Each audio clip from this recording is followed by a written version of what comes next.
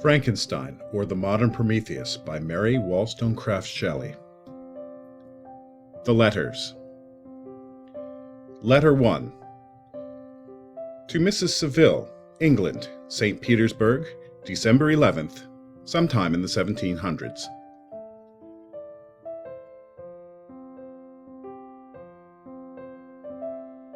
You will rejoice to hear that no disaster has accompanied the commencement of an enterprise which you have regarded with such evil forebodings.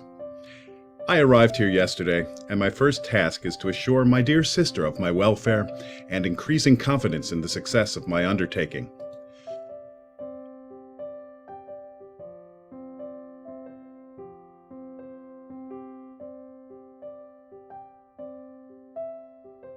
I am already far north of London, and as I walk in the streets of Petersburg, I feel a cold northern breeze play upon my cheeks, which braces my nerves and fills me with delight.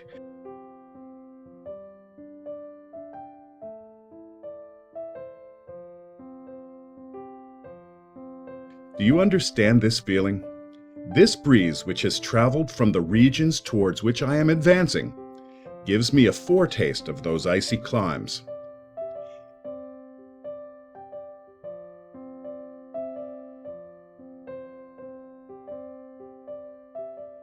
Inspirited by this wind of promise, my daydreams become more fervent and vivid.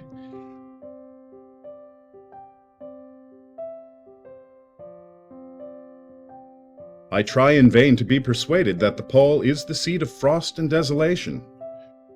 It ever presents itself to my imagination as the region of beauty and delight. There, Margaret, the sun is forever visible, its broad disk just skirting the horizon and diffusing a perpetual splendor.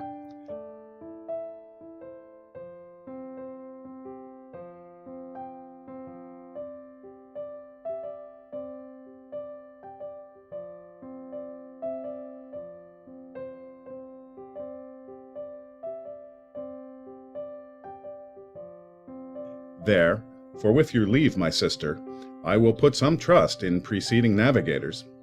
There, snow and frost are banished, and sailing over a calm sea, we may be wafted to a land surpassing in wonders and in beauty every region hitherto discovered on the habitable globe.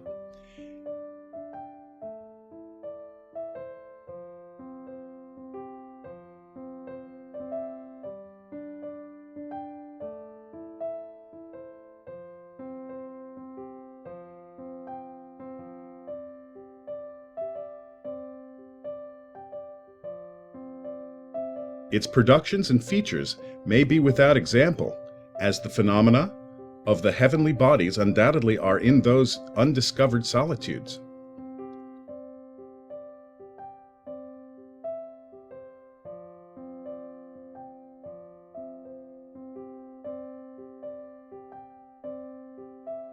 What may not be expected in a country of eternal light? I may there discover the wondrous power which attracts the needle, and may regulate 1,000 celestial observations that require only this voyage to render their seeming eccentricities consistent forever.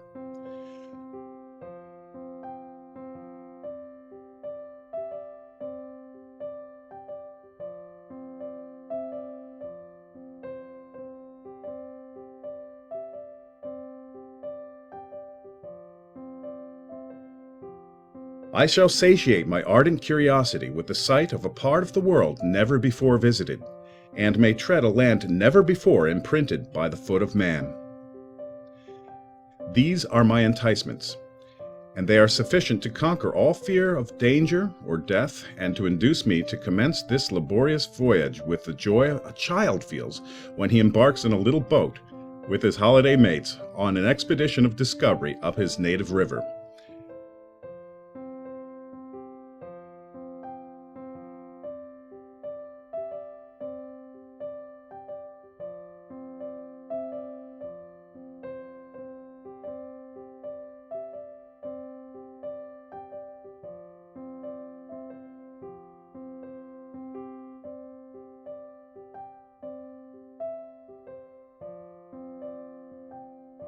But supposing all these conjectures to be false, you cannot contest the inestimable benefit which I shall confer on all mankind, to the last generation, by discovering a passage near the pole to those countries, to reach which, at present, so many months are requisite, or by ascertaining the secret of the magnet, which, if at all possible, can only be effected by an undertaking such as mine.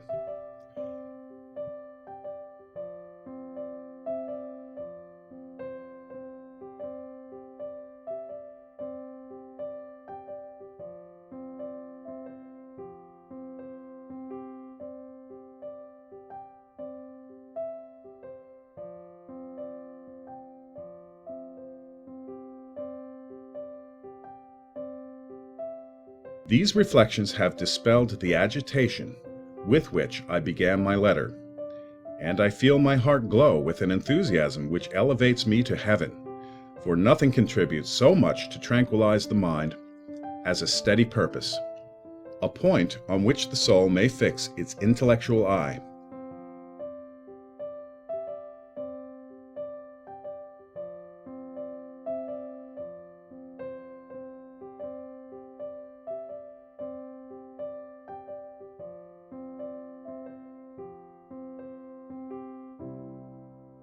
This expedition has been the favorite dream of my early years.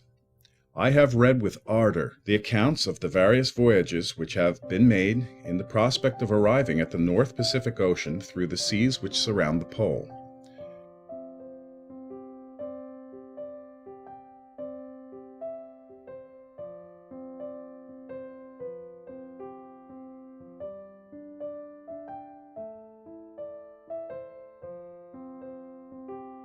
You may remember that a history of all the voyages made for purposes of discovery composed the whole of our good Uncle Thomas's library. My education was neglected, yet I was passionately fond of reading.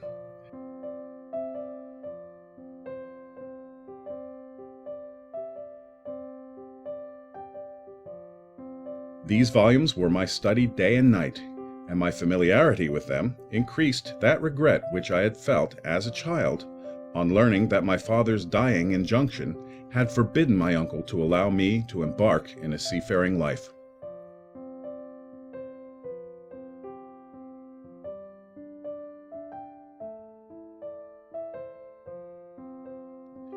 These visions faded when I perused, for the first time, those poets whose effusions entranced my soul and lifted it to heaven.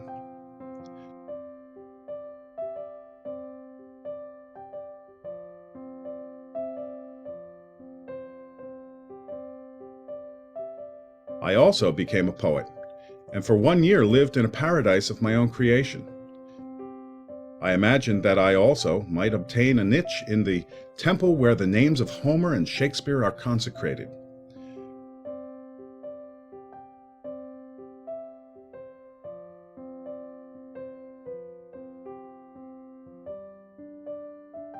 You are well acquainted with my failure, and how I heavily bore the disappointment.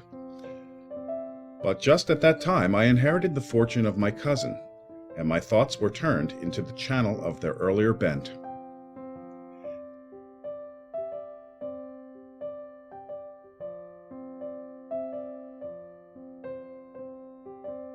"6 years have passed since I resolved on my present undertaking.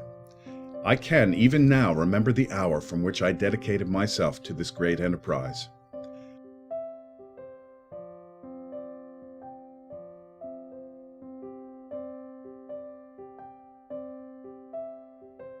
I commenced by inuring my body to hardship. I accompanied the whale fishers on several expeditions to the North Sea.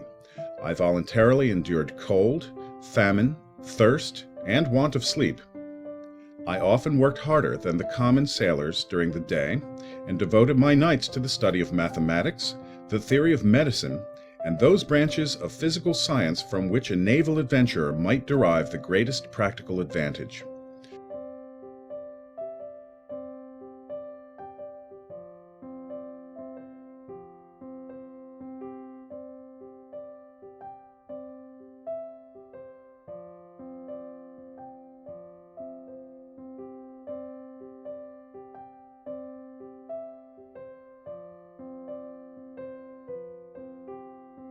Twice, I actually hired myself as an undermate in a Greenland whaler, and acquitted myself to admiration.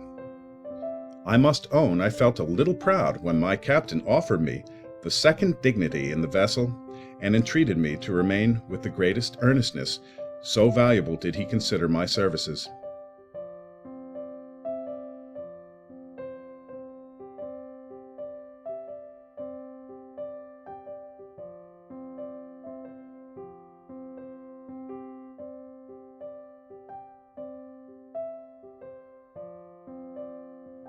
And now, dear Margaret, do I not deserve to accomplish some great purpose? My life might have been passed in ease and luxury, but I preferred glory to every enticement that wealth placed in my path.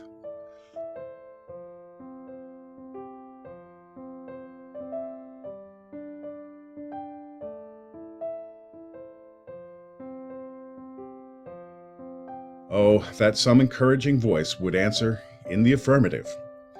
My courage and my resolution is firm, but my hopes fluctuate, and my spirits are often depressed.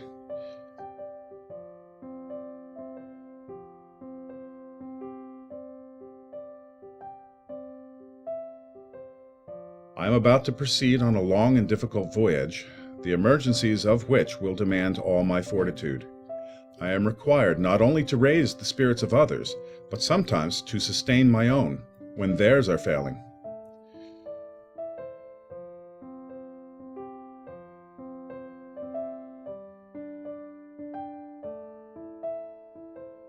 This is the most favorable period for traveling in Russia. They fly quickly over the snow in their sledges. The motion is pleasant, and in my opinion far more agreeable than that of an English stagecoach.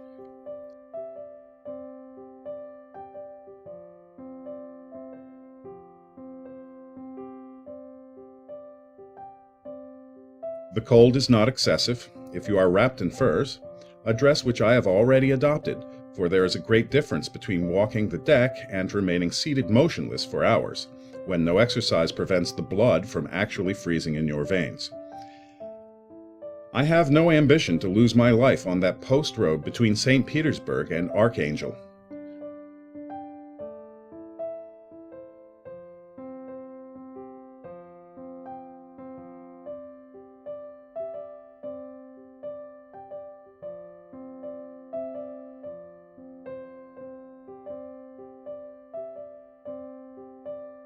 I shall depart for the latter town in a fortnight or 3 weeks, and my intention is to hire a ship there, which can easily be done by paying the insurance for the owner, and to engage as many sailors as I think necessary among those who are accustomed to the whale fishing.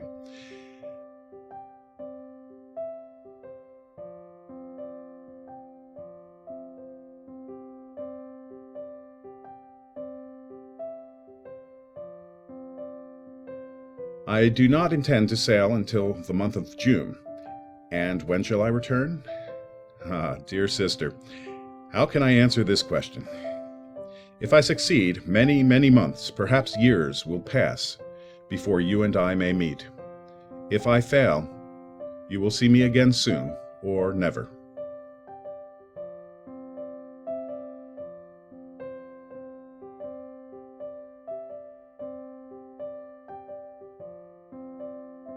Farewell, my dear, excellent Margaret. Heaven shower down blessings on you and save me, that I may again and again testify my gratitude for all your loving kindness.